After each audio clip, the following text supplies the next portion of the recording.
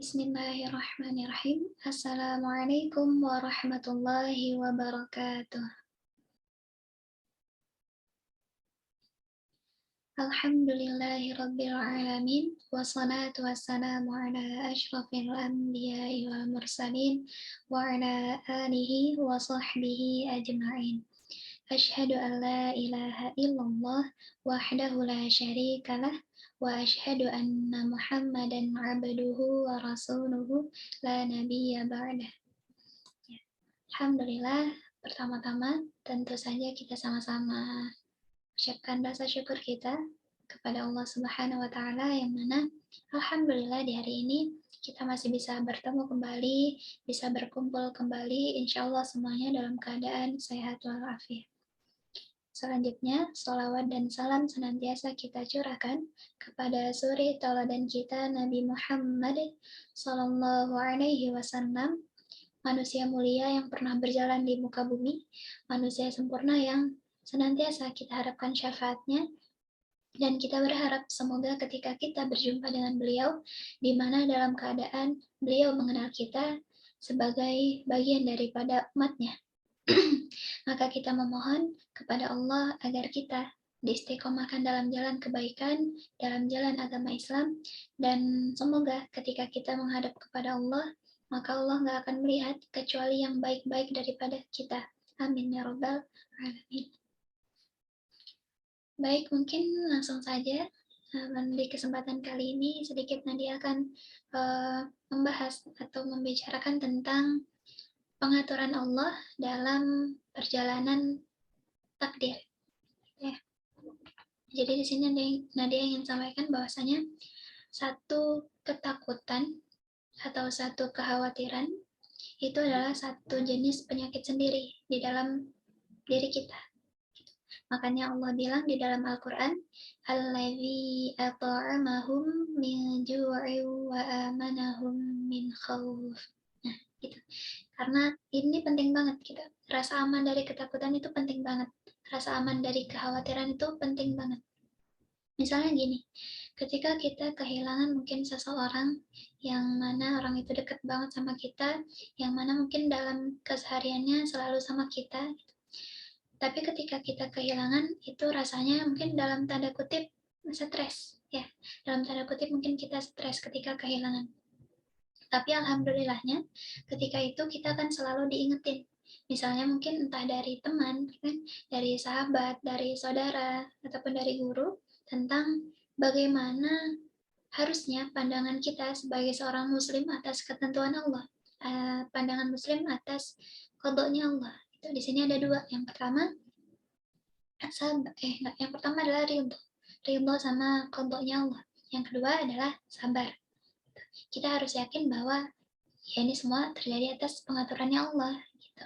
Kalau misalnya mungkin di dalam bahasa Jawa ada gini, ya udah nggak usah gumun lah gitu. Makanya Allah bilang dalam Al-Quran, kalau kita dapat sesuatu jangan merasa terlalu bahagia, dan kalau misalnya kita kehilangan sesuatu jangan pula merasa terlalu sedih gitu.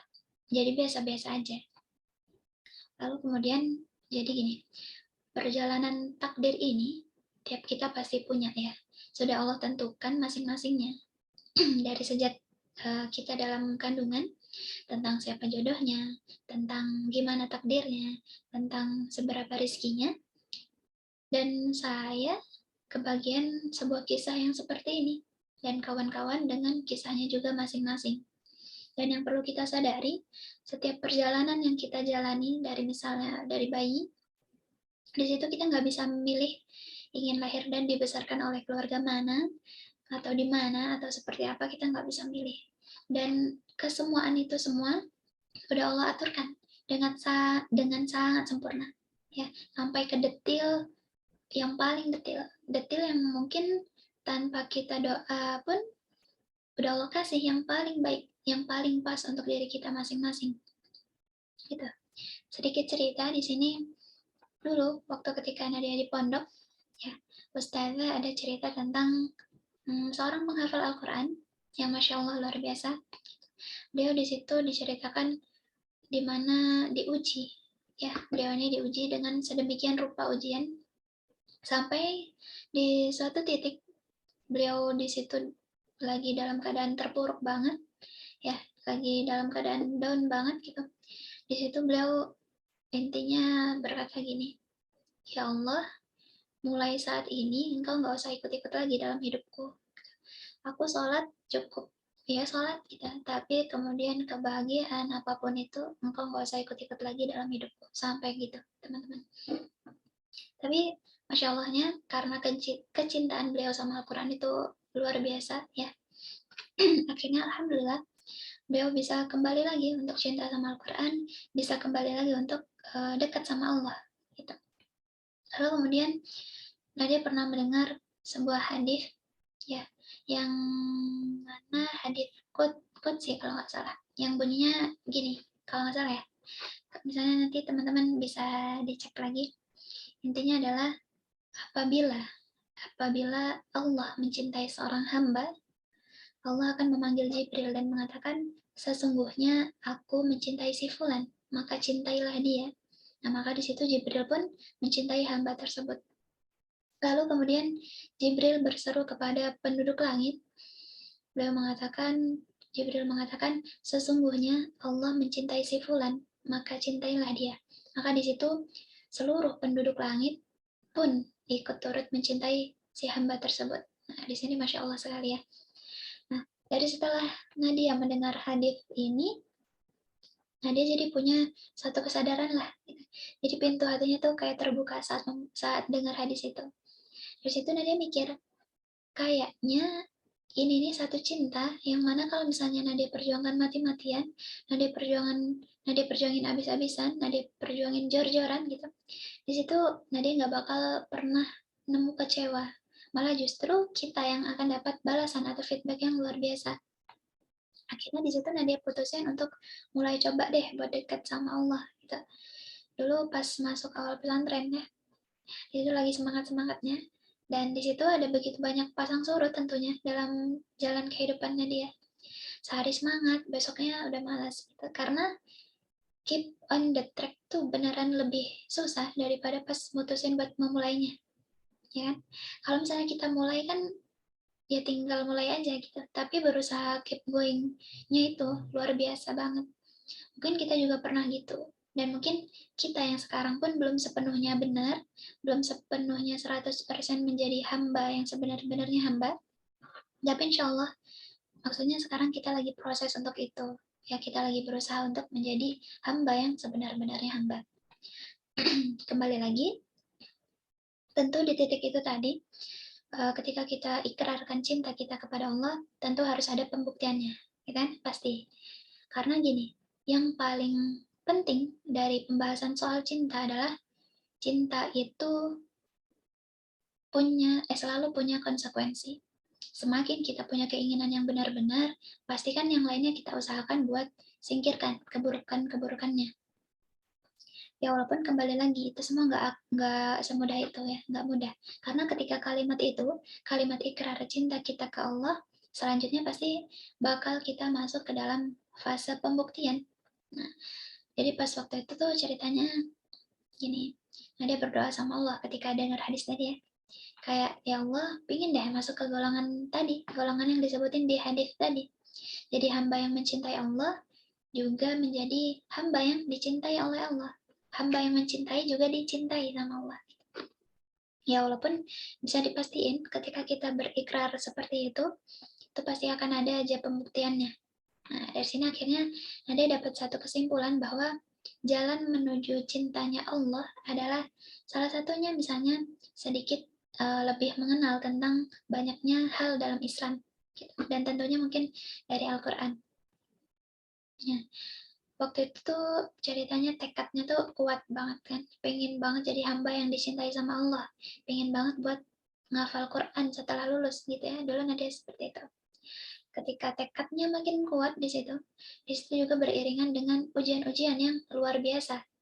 Di situ lagi ada cerita, kan kalau di pondok ada jatah waktu nelpon ya ke rumah, ke orang tua. Di situ ceritanya lagi nelpon lah Nadia ke rumah. Ya, di situ ada pembahasan bahwasanya intinya gini, Mbak, Mbak nggak usah, bukan nggak usah, Mbak jangan ngafal dulu ya, maksudnya setelah lulus nanti kuliah aja dulu gitu, ngafalnya mungkin nanti, bisa nanti gitu. Karena mungkin takut sama apa namanya, tanggung jawab yang berat ya, takut mungkin nggak bisa jaganya. Nah di situ akhirnya pas ketika disampaikan itu Nadia nangis karena sebelumnya uh, sangat mendukung sekali untuk Nadia ketika lulus nanti mungkin lanjut apa namanya untuk menghafal. Tapi kenapa di hari itu disampaikan gitu, maksudnya nanti aja ngafalnya gitu. Mau nolak tapi ini birrul walidain gitu. Padahal ini keinginan Nadia banget. Tadi kan masa-masanya pengen banget deket sama Al-Quran ya ceritanya. Nah akhirnya di situ galau lah, ya ceritanya lagi galau lah di situ. Dalam kondisi yang galau gini, mudah banget, sangat mudah banget cahaya Allah tuh masuk. Ya enggak? Kayak kita misalnya pas lagi melo-melonya banget gitu.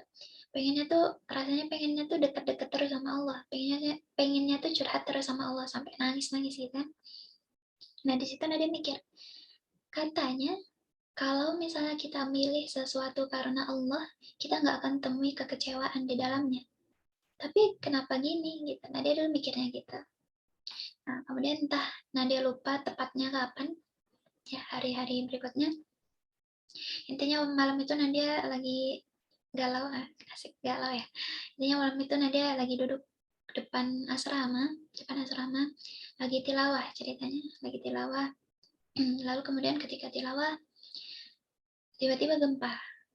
Gempa kan, otomatis berhentilah tilawahnya kan. Berhenti tilawahnya, akhirnya gempanya udah selesai, Nadia duduk lagi. Nah di situ entah entah apa yang membuat Nadia akhirnya membaca arti yang terakhir Nadia tilawahin tadi. Di situ Nadia dibuat merinding parah gitu. Di situ kalau nggak salah Nadia ingat banget di surah Toha, ya di surah Toha yang artinya tuh gini. Dia, Allah berfirman, peganglah ia dan jangan takut. Kami akan mengembalikannya kepada keadaan semula. Ingat banget itu surat Toha, ya. Nah di situ Nadia dibuat merinding parah, ya. Kayak ya Allah kenapa nih gitu. Terus ditambah lagi hari-hari berikutnya ada kajian sama Ustadz di masjid, di musola asrama. Di situ beliau menyampaikan bahwasanya ada 3 golongan yang mana nantinya akan masuk neraka tuh yang paling duluan gitu. Dan salah satunya di situ kalau nggak salah Nadia, kalau nggak salah ingat ya, disebutin bahwasanya ada penghafal Al-Quran yang mana salah dalam niatnya. Intinya gitu kalau nggak salah ingat. Dan di sini Nadia dibuat merinding parah lagi. Dan tadi akhirnya ketika pas mau nyiapin materi ini, Nadia coba lagi buka di browser tentang hadis ini. Coba di sini Nadia bacakan sedikit ya. Intinya di situ Rasulullah Shallallahu Alaihi Wasallam bersabda, sesungguhnya pada hari kiamat Allah akan turun kepada hamba-hambanya untuk menetapkan keputusan di antara mereka. Setiap umat datang dengan membungkuk. Orang pertama yang dipanggil adalah orang yang menghafal Al-Quran, orang yang berjihad di jalan Allah, dan orang yang memiliki banyak harta. Allah lalu bertanya kepada orang yang membaca atau menghafal Al-Quran, bukankah aku telah mengajarkan kepadamu apa yang telah aku turunkan kepada utusanku? Orang itu menjawab, benar wahai Allah. Allah kembali bertanya, lantas apa yang telah kamu lakukan dengan apa yang telah kamu ketahui? Orang itu menjawab, aku bangun di waktu malam dan siang hari. Lalu Allah berfirman kepadanya, kamu telah berdusta. Malaikat berkata, kamu telah berdusta. Allah berfirman, kamu hanya ingin dikatakan bahwa si Fulan adalah seorang pembaca Al-Quran yang baik. Dan sebutan itu sudah didapatkan. Lalu kemudian dihadapkan lagi golongan yang berikutnya. Itu ada 3 golongan. Itu tadi salah satunya adalah penghafal Al-Quran. Nah, di situ panjang hadisnya, mungkin nanti teman-teman bisa dicek sendiri hadisnya. Mungkin di terakhirnya di situ Rasulullah lalu menyampaikan, wahai Abu Hurairah, mereka bertiga adalah makhluk Allah pertama yang merasakan api neraka pada hari kiamat nanti. Akhirnya tadi Nadia dibuat menangis lagi, ya, dibuat merinding lagi, buat Nadia mikir, ya Allah, Nadia di sini udah bener belum ya niatnya? Udah murni cuman buat Allah belum ya niatnya? Jadi kayak kembali lagi diingetin gitu. Kalau misalnya kita harus terus menjaga niat kita, yang sejatinya niat tuh gampang banget berubah. Ya, tapi semoga saja terus murni niat kita hanya untuk Allah. Amin ya rabbal alamin. Oke, lanjut. Mungkin singkat cerita ya, singkat cerita di situ Nadia lupa sih perjalanan berikutnya. Mungkin nggak lupa banget, tapi nggak seinget yang kejadian-kejadian tadi karena Nadia mikir ketika itu ya udahlah jalanin aja dulu gitu, kita lihat aja mungkin nanti bakal gimana ke depannya. Nah, dan singkat cerita kan di situ di akhir tuh bapak akhirnya setuju. Intinya setuju untuk Nadia menghafal setelah setelah lulus pondok. Dan akhirnya alhamdulillah Nadia berada di sini ya, bisa bertemu sama kakak-kakak ya, saudara-saudara yang soleh dan solihah insya Allah atas izin Allah gitu, lewat perantara almarhum Ustadz Masyuri di pondok, ketika di pondok. Karena awalnya Nadia dapat kabar bahwasanya Nadia tempatnya bukan di sini, maksudnya Nadia ditempatin di dulu tuh di di salah satu pondok tahfiz di Jakarta gitu. Karena yang mau masuk sini dulu udah penuh. Tapi ketika pas malam pengumuman, pas diumumin di situ, dikatakan bahwasanya Nadia di rumah tajwid. Nah, akhirnya alhamdulillah Nadia bisa di sini, bisa bertemu sama teman-teman semua. Nah, di sini yang ingin Nadia katakan, ya, yang ingin Nadia sampaikan bahwasanya semakin kita ngotot, semakin kita kuat untuk dapetin sesuatu, semakin tekad itu menggebu, kita harus siap, kita harus sabar sama fase-fase perjalanannya. Ya, mungkin semakin niatnya kita nggak benar, ada aja kesulitannya. Ya, semakin terlihat niat murninya, semakin juga banyak ujiannya. Ini bukan untuk nyulitin ya, tapi untuk memantapkan kita, untuk lebih menguatkan tekad kita, gitu. Juga di sini ada quote, intinya gini, karena memilih Allah dari awal, saat jalan dan sampai akhir, dan memilih apa yang Allah inginkan, kita nggak akan pernah ada kekecewaan setelahnya. Nggak akan pernah nemuin kekecewaan setelahnya. Kita yakin akan hal itu. Dan sampailah kita saat ini bersama, bisa dipertemuin, dikuatin sama Allah, dibersamain terus sama Allah insya Allah. Ya, ya mungkin sampai di sini dulu yang bisa Nadia sampaikan. Lumayan panjang, nggak panjang kan ya?